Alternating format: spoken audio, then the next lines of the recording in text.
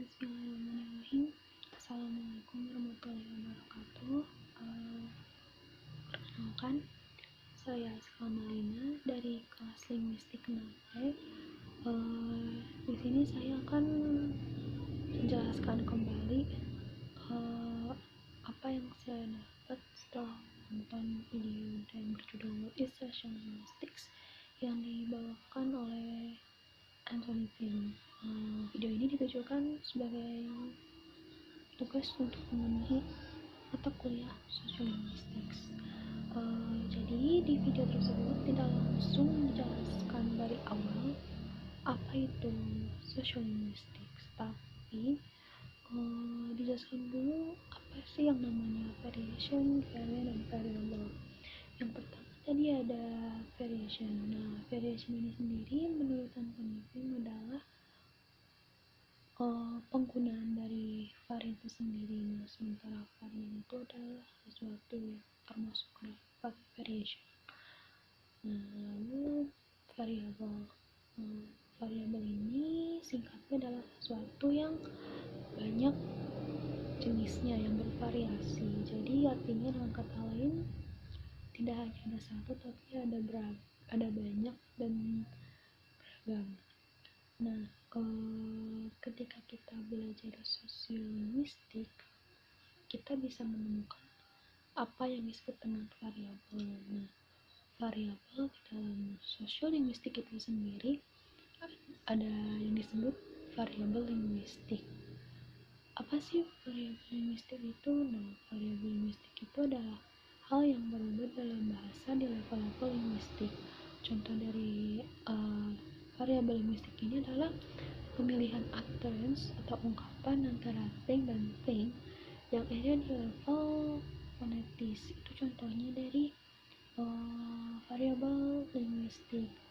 Nah, setelah membahas variabel linguistik, kemudian dibahas juga kalau misalnya ada alasan kenapa orang memilih satu variat dibandingkan variat yang lain.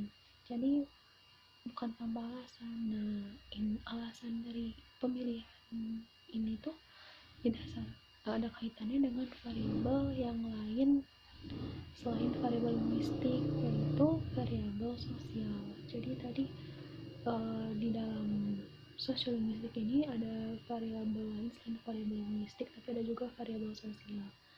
Nah, variabel sosial ini mencakup geolinguistik. Geolinguistik ini bisa dikatakan tempat di mana kita tinggal.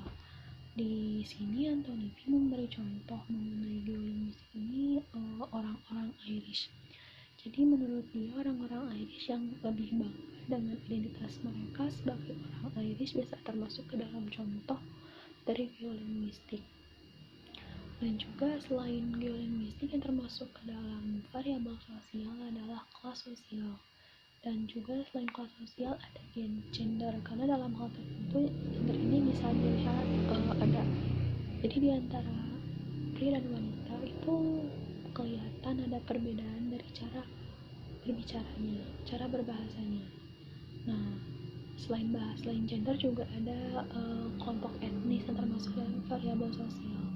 Kelompok etnis ini dimasukkan juga karena antar kelompok etnis ini juga bisa berbeda cara berbahasanya.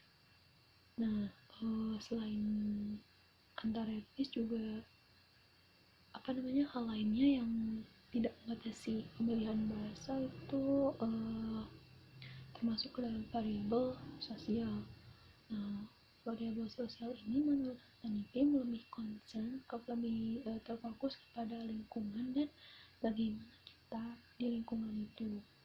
Nah, variabel sosial ini punya bagian juga yang disebut domain. Nah, domain ini mungkin kita sering dengar istilah domain ini ketika kita membahas hal-hal yang berkaitan dengan internet. Tapi dalam sosiolinguistik domain ini beda lagi definisinya. Nah, definisi domain di linguistik ini adalah merujuk kepada institusi yang bervariasi, di mana variasi ini cenderung bergabung bersama. Nah, contoh dari domain ini salah satu pertama itu yang tadi diberikan oleh Anthony Pym. contohnya keluarga atau rumah. Nah, jadi bayangkan aja kita ketika ada di rumah berinteraksi dengan orang tua kita itu mungkin umumnya bahasanya beda. Ketika kita berinteraksi dengan teman yang ada di luar rumah itu pasti beda bahasa digunakannya. Nah, itu keluarga. Kalau misalnya kita di sekolah mungkin lebih sopan, lebih gimana, tapi kalau sama teman kan mungkin lebih belak-belakan kayak gitu contohnya. Selain di keluarga dan di rumah, contoh lainnya yang diberikan Al-Karim adalah dalam dunia olahraga. Menurutnya dalam dunia olahraga ini bahasanya atau istilah yang digunakannya berbeda dibandingkan dengan di luar dunia olahraga. Lalu juga ada contohnya di sekolah atau di universitas bisa termasuk juga, karena contohnya ketika kita berinteraksi dengan guru atau dengan dosen itu pasti beda. Ketika kita ada di luar kelas dan dengan teman-teman kita pasti beda cara berbahasanya.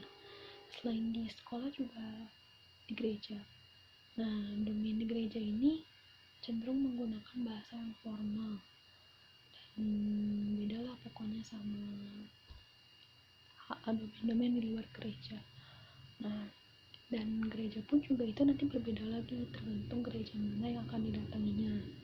Nah, setelah membahas masalah domain tadi, contoh-contoh domain, dijelaskan juga kalau misalnya ada banyak variabel sosial yang didasarkan pada dari domain. Nah, jadi jumlah banyaknya domain yang kita punya ini nantinya akan menentukan nama yang kita punya juga. Jadi semakin banyak domain yang kita punya, semakin banyak juga nama yang kita punya, dan juga sebaliknya. Lalu menjelaskan juga variabel sosial ini dapat berupa apapun. Nah, juga dapat berupa bagaimana kita berbahasa atau performa kita dalam berbahasa. Itu contohnya juga variabel sosial. Nah, lalu dijelaskan juga kalau misalnya kita dapat mempelajari bagaimana ketika orang berbicara. Contohnya ketika marah, ketika sangat gugup, ketika sangat sedih, ketika sangat bahagia, atau lagi mabuk contohnya, atau lagi overdosis, dan juga bagaimana hal tersebut berdampak pada penggunaan bahasa. Kalau kita bisa lihat, jadi cara orang berbicara yang bahagia dengan orang yang lagi marah pasti beda. Kalau kita lihat cara berbicara yang lagi bahagia itu cenderung kata-katanya baik yang dikeluarkannya, dan juga nada bicaranya gak marah-marah, tenang gitu, atau bahkan riang gitu. Tapi kalau orang yang lagi marah itu kata-kata yang dikeluarkannya susah dikontrol dan lebih cenderungnya kasar dan mengeluarkan kata-kata yang kurang enak didengar. Itu contohnya. Terus kalau misalnya yang gugup, dia mungkin ngomongnya nggak terlalu beraturan kayak orang yang normal, yang biasa-biasa aja, yang tenang gitu. Terus orang yang sedang mabuk itu juga beda. Jadi keadaan mereka itu akan mempengaruhi cara berbahasa mereka. Orang lagi mabuk, kita mungkin sering lihat ya di TV atau di film, atau mungkin pernah lihat langsung. Jadi orang mabuk kan nggak sadar ya sama apa yang dia lakukan, masuk apa yang dia omongin gitu. Jadi apa yang dia omongin kan ngeracau gitu, jadi nggak jelas, nggak ada filternya, nggak kayak kalau misalnya sadar kan ada filternya, jadi kita bisa memilih apa yang mau kita ungkapkan. Sementara kalau orang mabuk tuh nggak ada, karena nggak sadar. Jadi itu beda, makanya ada tadi dijelaskan lagi, jadi itu akan berdampak pada penggunaan bahasanya. Nah, lalu dijelaskan juga apa itu sosiolinguistik, akhirnya sampai pembahasan mengenai sosiolinguistik itu sendiri. Nah, sederhana pembahasannya.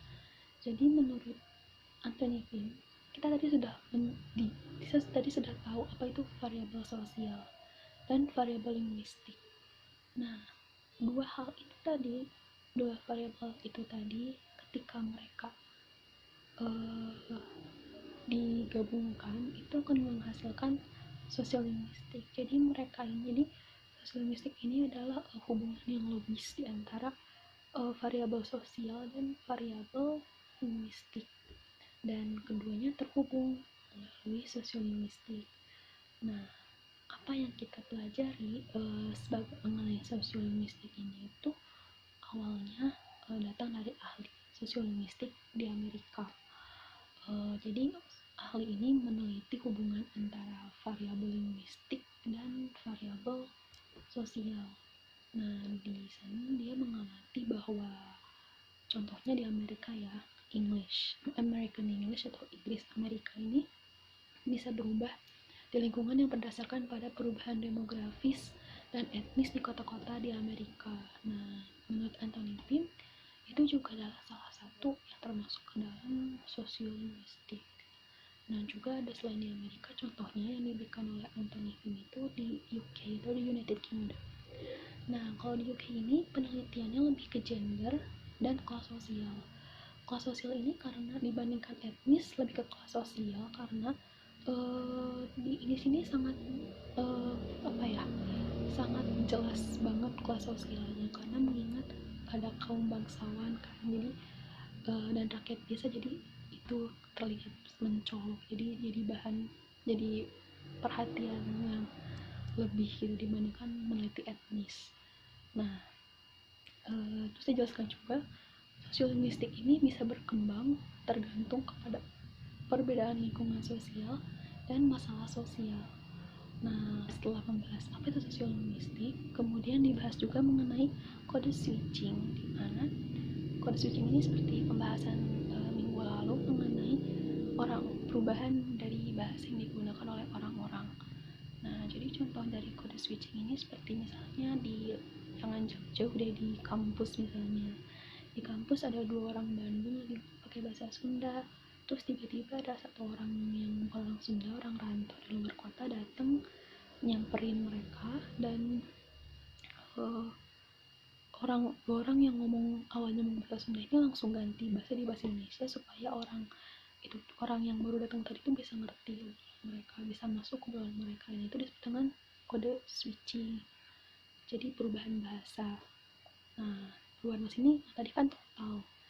Nah, ada juga yang mixing sifatnya, jadi gak total, jadi campur-campur aja gitu bahasanya. Nah, ini disebutnya kode mixing. Kode mixing ini ya dia nggak berubah sepenuhnya, dia cuma nyampur-nyampur aja, kayak misalnya campuran dari sama Sunda, kayak saya mah mau ke sana. Nah, itu kan ada mahnya, nah mah ini kan bahasa Sunda, jadi dicampur-campur itu. Seperti itu kurang lebih yang bisa saya sampaikan setelah saya menonton video dari Anthony Pym.